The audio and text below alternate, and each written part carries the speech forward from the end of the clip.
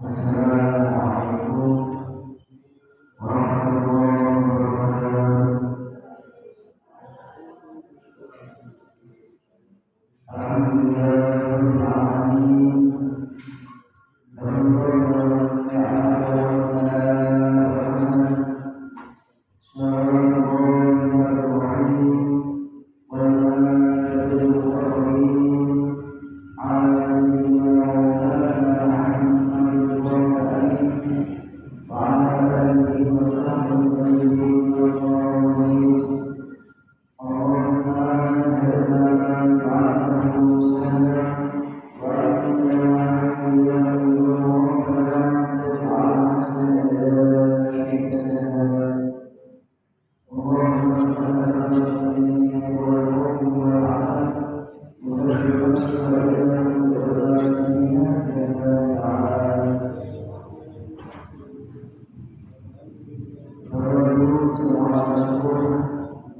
Yang berkata Allah Subhanahu wa Ta'ala,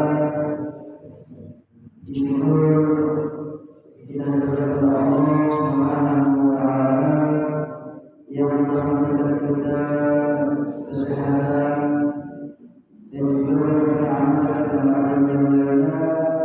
Tentu kita tidak dapat menghitung nikmat tersebut, baik ta'ala nikmat Allah dan bersyukur.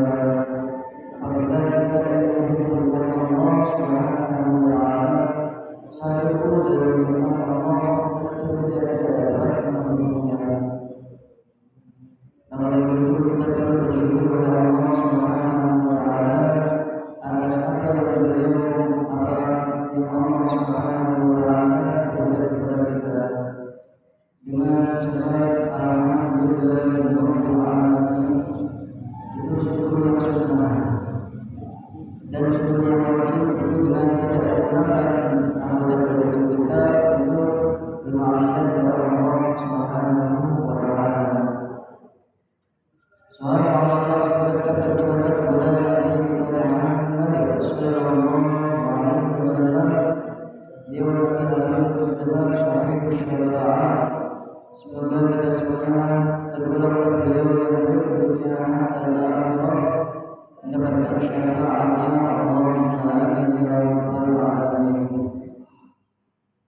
Allah Subhanahu wa Ta'ala,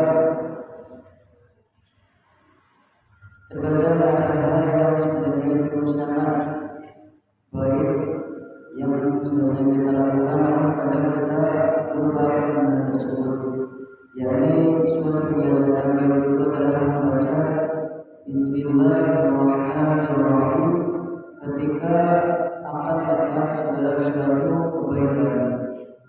Nah, kenapa kita ketika melakukan segala sesuatu kebaikan dianjurkan atau disunnahkan membaca Bismillahirrahmanirrahim? Karena setiap Al-Quran itu pasti diawali dengan Bismillah. Setiap surat di Al-Quran pasti diawali dengan Bismillahirrahmanirrahim, kecuali ada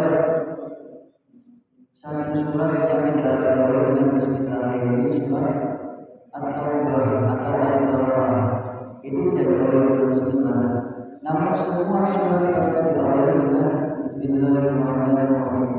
Itu yang pertama, karena mengikuti Al-Quran. Kemudian yang kedua, mengikuti sabdanya Nabi sallallahu alaihi wasallam, di mana beliau bersabda, "Kullu amrin fi baladin la yadkhulu fihi bi Bismillahirrahmanirrahim fa huwa haqqun." Yang maknanya setiap perbuatan yang baik, ayat fi syai'in azim. Di sini catatannya setiap perbuatan yang baik, entah itu makan, minum atau pergi mana, setiap perbuatan yang baik la yadkhulu fihi Bismillahirrahmanirrahim, yang tidak didahului dengan Bismillah, maka hal tersebut kurang barokah. Fahmu abta'u di sini maksudnya adalah waliul barakah, kurangnya keberkahan. Jadi dalam segala sesuatu kalau tidak ada dengan Bismillah, kurang keberkahannya. Kemudian yang ketiga, di mana setiap kitab-kitab juga pasti didahului dengan Bismillah. Didahului dengan kata Bismillahirrahmanirrahim.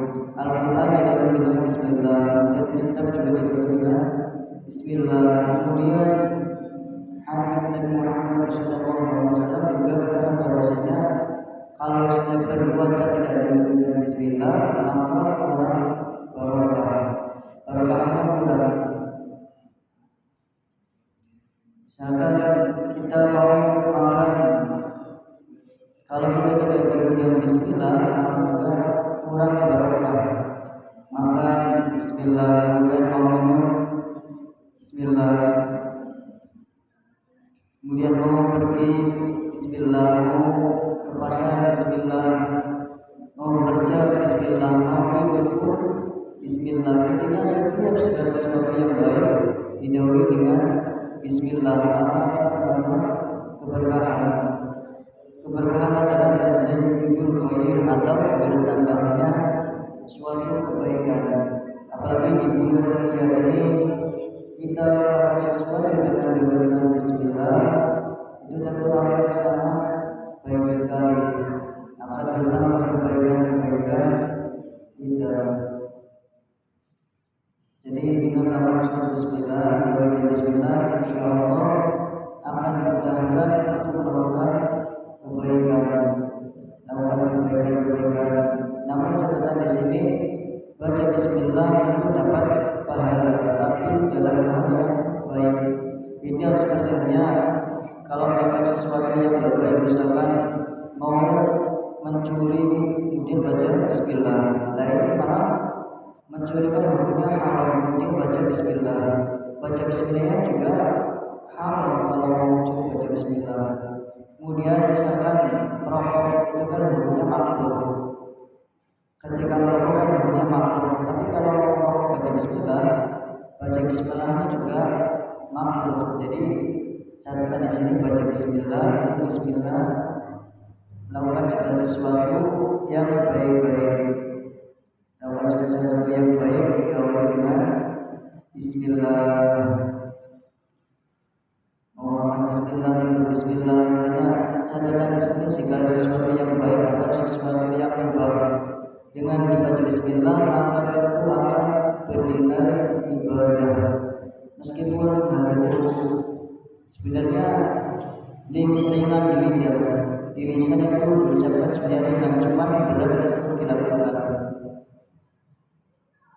Diucapkan dengan mudah Bismillah, mudah sebenarnya, cuma untuk melakukannya terkadang perlu perjuangan sangat luar biasa, perlu dibiasakan.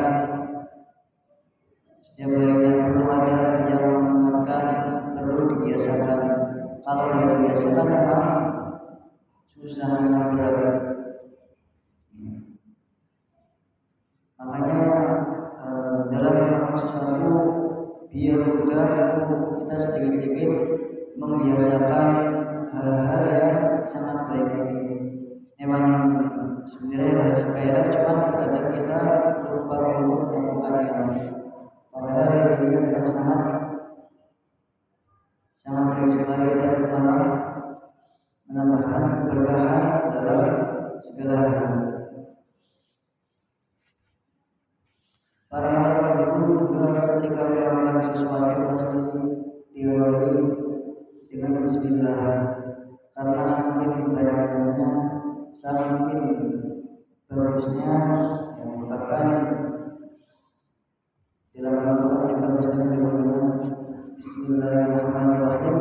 Atau misalkan ketika kita tidak tahu doa, kan segala sesuatu kan sebenarnya ada doanya masing-masing. Cuman kalau misalkan gak hafal doanya, kita bisa baca Bismillahirrahmanirrahim.